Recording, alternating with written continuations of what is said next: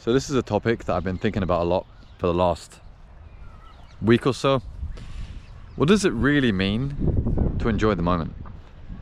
I've been kind of inspired by people around me and myself to some degree to think about this topic, because we do spend a lot of time worrying about the future, and I know I do quite a lot. And you worry about the future so much that the thing hasn't even happened yet, and you're ruining the present moment by worrying about the future. And this isn't the first time anyone's ever said this. Probably the 1,000 millionth time someone said this. But the thing about it is that, like, you see everywhere, enjoy the moment, carpe diem, seize the day, right? But what does that actually mean?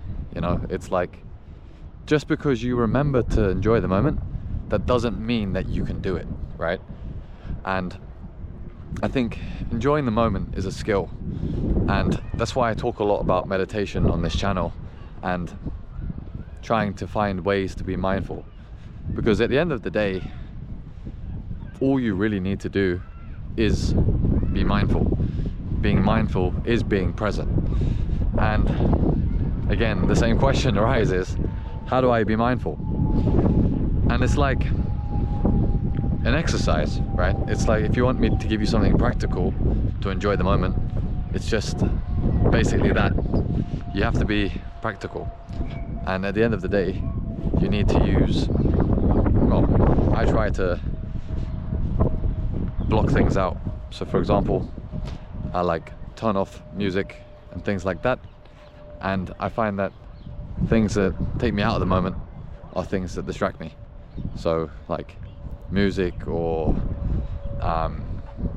anything that is kind of goes against what's happening in the now. So if I want to, well, for example, cold showers is one of them. If you have a shower that's pretty cold, it's quite uncomfortable. So what you need to do is not flinch and get tight and get, you know, keep thinking, I hate my life, you know, everything's so horrible. Instead, you try to just let go and be strong. And you find that in that time, you kind of enter that flow state. And the interesting thing is, once you enter that flow state, your mind kind of clears. And it's not just during the time that you're in the shower. When you come out of the shower, you'll also notice that sense of calm and clarity has transferred over to the next activity. But the problem is, like everything, like a messy room, or like a room that gets messy, you have to keep cleaning it again and cleaning it again. And it's a really hard thing to maintain. So what I would advise people do, is what I'm trying to do, is find an activity that you're doing right now. It might be walking, or brushing your teeth, or having a cold shower. Something that makes you focus on what you're doing. If it's something uncomfortable, it's probably even better, because usually uncomfortable things stand out a lot more. It's really windy, I don't know if you're just picking that up. Usually things that are uncomfortable have a stronger feeling, which means that essentially it's easier to focus on something that's more obvious. So in the case of a cold shower or a stretch, you focus on that sensation and you just breathe, right? There's always going to be that little bit of fear inside you saying, oh, I need to stop, it's too much, it's too hard, I'm gonna break my leg from stretching, or I'm gonna pull something, or oh, the cold shower is gonna kill me, I'm gonna get hypothermia, or whatever. All of these things come from fear, right? And as humans, we fear things that we don't understand. We fear things that we can't control. And that's really why we can't stay in the moment and we can't enjoy the moment, because we're afraid. We're afraid of what can happen, what could happen. And most of the time, our fears aren't justified. I think it was Seneca, the Stoic philosopher, which said, we suffer more in imagination than reality.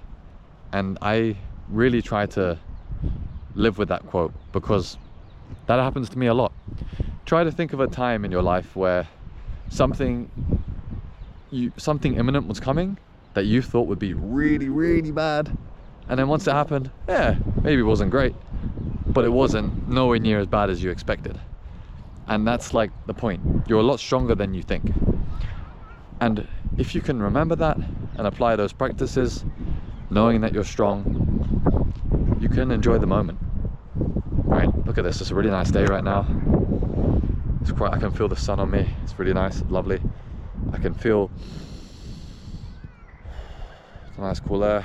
I can see people, I think they're watching me, I think they think I'm famous. I'll let you decide that one. And just take time to just focus on one thing at a time. It's really hard because we live in the age of social media and phones and everything's so fast and quick, and you know what I'm getting at. And it makes it impossible to be focused on one thing. Split attention is the opposite of living in the moment, and the opposite of, what is it, enjoying the now or whatever. So just to summarize what I've said, be strong. You're stronger than you think. Don't let your fears consume you, or don't let your fears take you over. Try to make a practice of intention. So if you brush your teeth, take a cold shower is even better, or stretching, something that's uncomfortable, because uncomfortable things stand out more, which makes it easier to concentrate. And split attention is the opposite of presence, because presence is attention, which means enjoying the moment, which is the thing that everybody finds really hard to do. And like I mentioned, it's very underrated to do those things, because look around, because it's just difficult, right? We're afraid. So yeah, that was a little talk. Hope you guys, well, I don't know if you guys liked it or didn't like it, or the fact that you even got this far is amazing, because I'm just out here in a park and you're watching me from your phone or your tablet or your TV or maybe your iPod Touch if you yeah. Anyway, take care, I'll see you later, bye.